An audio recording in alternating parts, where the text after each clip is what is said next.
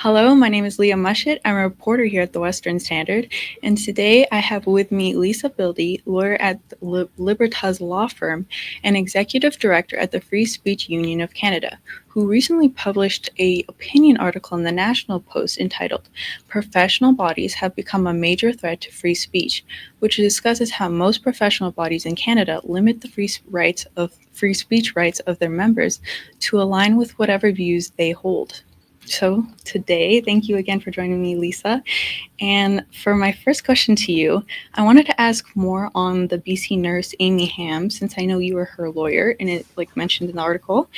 And I guess I wanted to know, more about your experience in the case, since you also told in the article that it was the coworkers who reported her to the what was it called? BC College of Nurses and Midwives disciplinary panel, and she received a penalty. So, do you think that the fact that it wasn't even her patients that reported her to the board, do you think this is one of the downsides to regulating professional bodies? Oh, for sure. And that's something that we're seeing more and more of, which is that, these regulatory bodies are supposed to ensure that professionals who we have to deal with in, many different capacities in our society are competent to do the jobs that they're supposed to do and have the necessary ethics. So, for example, you don't want to have your lawyers being dishonest and skimming the trust fund, and you don't want to have doctors who can't perform, basic surgery if that's their job. So that's what the role should be, but it has lately morphed into more of making sure that people have the correct views expressed, even when it's not on the job. It's starting to happen more and more that they're regulating speech off duty, or that has a very tenuous relationship with their work. So in Amy Ham's case, she wasn't out there saying, I'm speaking as a nurse and this is what you should do medically. She was just being, an ordinary citizen.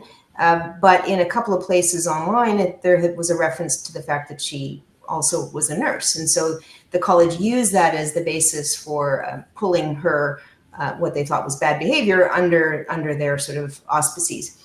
And you're right, it wasn't patients at all. She had no issues at the workplace. It was strangers on the internet basically finding fault with what she said and trying to find a way to have her canceled. And this is becoming a rather convenient way for people to do that, because these regulators basically have to investigate, or often choose to investigate, when a complaint comes in, even if it's just a stranger making a complaint about a professional. Yeah. Well, also on that note, I think it was said that the penalty that she had to pay was 93,000 or something like that. Correct? Yeah. So, Those were costs, the legal costs, but yeah, wow. it's certainly very Oh, okay. punitive in effect. But she received a 1 month suspension of her license, and then also had to pay the college's costs of prosecuting her for all of this, because it was a 22-day hearing.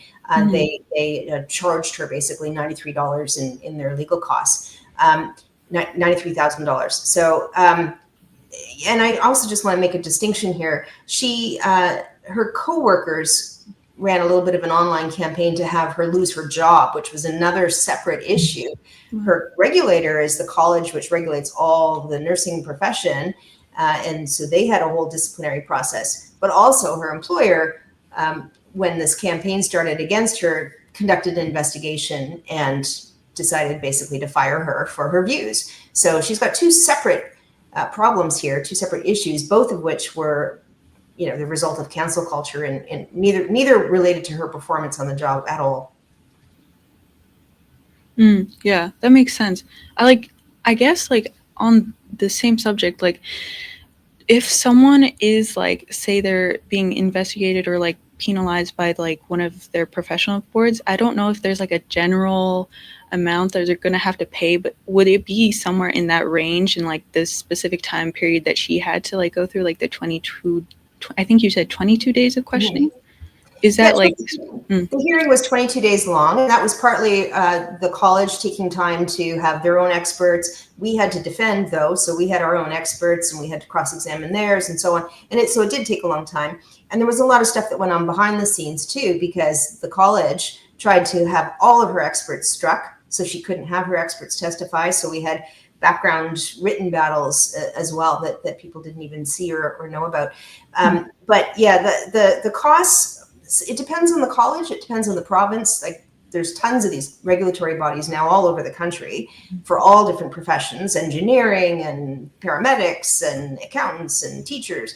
And most of them will have some rules that govern, what happens with costs. And I know, for example, in Ontario, where I am, the College of Physicians and Surgeons of Ontario has a daily tariff. So if you defend yourself for every single day of hearing, and you lose, you have to pay, I think it's $10,120. So you have a long hearing, it's going to add up very quickly.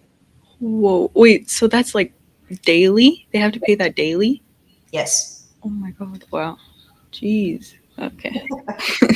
That's a lot. Well, the issue too is that it's a huge deterrent on a case like this to defend yourself. Now, if we're talking about a doctor who sexually assaulted a patient or something like that, and they have to go through this process, well, they have a right to have a hearing and defend themselves, of course. But if they're found guilty of it, then, normally in the court process, the loser pays. But I think it's a little different in these kinds of cases where it's about speech and it's about viewpoints. We know, I certainly know from personal experience that the colleges will tend to go after speech they don't like, but they'll let things go if the political views align with the views of those in the regulatory setting. So, for example, all these coworkers of Amy Ham's who were criticized, who were trying to take her down, a lot of them, when we looked at who they were, we were able to identify them as people who worked at the same hospital or in the same health unit, and many of them expressed very radical views online. I mean, that I would think were radical left-wing views, and they never get taken to task for expressing their views while identifying as nurses or social workers or whatever. So it's kind of one-sided. And so if somebody wants to defend themselves against an allegation that their particular communications in the public are unprofessional conduct, well, that's a pretty big risk to take, that you're going to go and have a hearing, defend yourself so that nobody can accuse you of being a transphobe or a racist or whatever the college is sort of implying.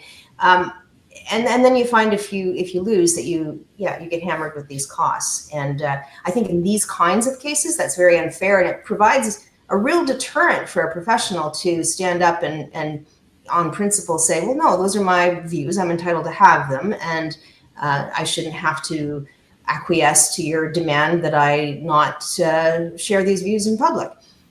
Mm-hmm. But that's what's happening. I think a lot of times professionals are self-censoring, or if they do get caught, they'll sign an undertaking with the college, to promise never to go public with their accounts, or to refrain from discussing certain things, or to take a re-education program.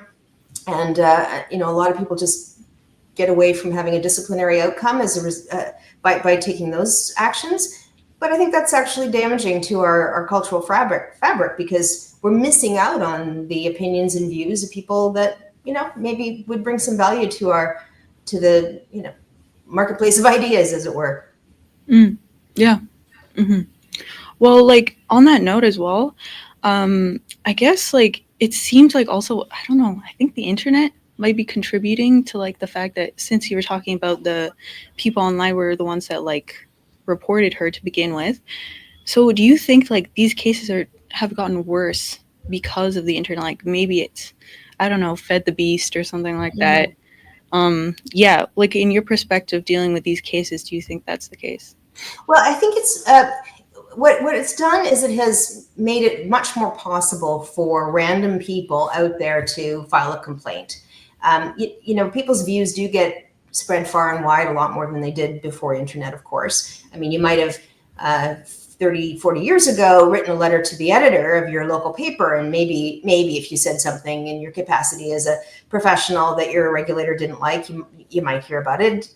I don't think it was super common back then. But now, not only are your views able to travel around the world, but also people from around the world can read them and decide they don't like what they've heard and file a complaint. So another client of mine was Dr. Kovinder Gill in Ontario, a physician, and she she had some views about lockdown harms that she was expressing in the summer of 2020. And literally people from, the United States and had nothing to do with Ontario, nothing to do with her as a doctor, were filing complaints with the college in Ontario. And when we had to judicially review the disciplinary cautions that they ordered, we had to serve people in the United States because they had to have noticed that this complaint was going to a judicial review. So, it's ridiculous, but it does mean that more people can access this sort of weaponization, or more people can engage in a weaponization of these regulators because they can claim to be harmed by somebody's views that they've read on the internet. And so I think it fed the beast, as you say. Mm-hmm. Yeah. Well, also on the note, you were talking about the physician from Ontario, her name is Kulvinder Kaur Gill, and you were talking about the 2020, she was complaining about the COVID mandates and stuff like that. And then in the same year, the College of Physicians and Surgeons of Ontario issued an edict saying that physicians were not to express views that were not in accordance to the public health or government.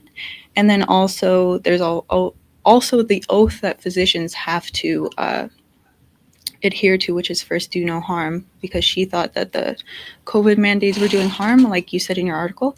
So basically what I'm saying is, obviously you pointed out this is contradictory. It seems to me that these boards don't really have any values, they can just contradict themselves whenever they want, kind of thing. So do you think that I don't know, it seems like they're just changing to whatever fits their mandate at the time? Do you Well, think it's the case? I can see why you say that, but it comes down to very sort of vague language in the governing legislation. So they are tasked; they're creatures of statute. Okay, so the various provinces draft statutes that create these self-regulatory bodies. So they're usually other professionals and members of the public as well who sit in sort of in charge of the other professionals in their field. So on the College of Physicians and Surgeons board, you'll have a bunch of doctors, and on their committees and so on. And so they're said to be self-regulating, but they are a statutory body. So the government does, have some control in this. And in the legislation that creates these bodies, it does typically say, and it's different for all of them, but it typically says that their job is to govern in the public interest. And so that's one of those phrases that is very subjective and open to interpretation. What's in the public interest? Some people will say it's in the public interest that nobody criticize the government's pandemic public health policies. And that's the position that the college took. Now, as Dr. Gill pointed out, this was something that she felt very strongly was against her oath to do no harm. So she felt very conflicted about her moral obligations and did not feel that she could stay silent when she thought that there was, and I think it's been borne out in the evidence, not only at the time but since, that there were severe lockdown harms, and she was concerned about that for not only her patients but for others in the marginalized communities that she dealt with, and globally in some of the poorer countries that were impacted adversely. So she felt she couldn't stay silent, and but the college was of the view that it was a public interest mandate that they had to ensure that everybody followed the public health guidelines that were being issued at the time. And if they were poor guidelines, and if they were harmful guidelines, it didn't matter. You were expected to toe the line. And so that was their rationalization. They're coming at it from that perspective. But as you can see with a phrase like that, it's very open to interpretation. And it will depend who's in charge within these bodies as to how they interpret that. Mm-hmm. That makes sense. I guess I have one more question, since we're talking about all these regulatory bodies, and it seems like it's been the free speech issue for these bodies, or it's been a trend over, I don't know, from my memory, past since 10 years, if not longer. What is I don't need you to go in full history, but what is the history with these bodies? Was there always an issue, or when did you first, from your perspective, see an issue with these bodies doing these regulatory measures and stuff? Well, I do think that we probably have all seen the culture shift probably in the mid 20 teens to, the prevalence of DEI, critical theory, that sort of thing, seeping into some of these institutions. That has had an impact on all of this. So, for example, if you have people coming out of an education system where they have been taught that everything should be viewed through an oppressor and oppressed lens, that's critical theory, then and they take that out into the workforce and they go to work at various public institutions like regulators, they take those views with them. And then they use that to inform the policy decisions and the disciplinary decisions that they make. So I think that has really sort of come to a head just in the last 10 years, or at least become more apparent, although it's probably been growing for a longer period of time than that. And so, in my own regulator, the Law Society, in 2017, actually 2016, they came out with a requirement that all lawyers had to promote equity, diversity, and inclusion in all aspects of their lives in order to be a licensed lawyer. And so I personally took exception to that because I don't think that it's for the Law Society or any other regulator to decide what worldview we are supposed to espouse. And it's important in the legal profession for lawyers to be independent in order to, it's a tenet of the rule of law that the judiciary and that the legal profession be independent and able to defend anybody who comes before them, needing a defense without this kind of control over what views you're allowed to have and what views you're allowed to promote and defend. So personally, I fought back against that, and a number of my colleagues joined me, and we got rid of that requirement. But that was what really kind of brought it to a head for me personally, was seeing my own legal regulator go down that path, and I think a lot of them have. And so that's, I think, also why we see certain kinds of speech being curtailed and others being given a pass, because it's sort of viewed through that critical theory lens as to whether it's speech that serves the purpose that those folks maybe want to advance, or whether it doesn't and needs to be curtailed. Okay. Well, yeah, that's interesting. Well, thank you very much, Lisa. I really appreciate you coming on the video with us today. And yeah, that's all I got. So, thank you. Yes, so if you guys enjoyed this video, please subscribe to the Western Standard YouTube channel, as well as to our actual outlet website, which is $10 a month. And yeah, thank you very much again, and bye-bye, everyone.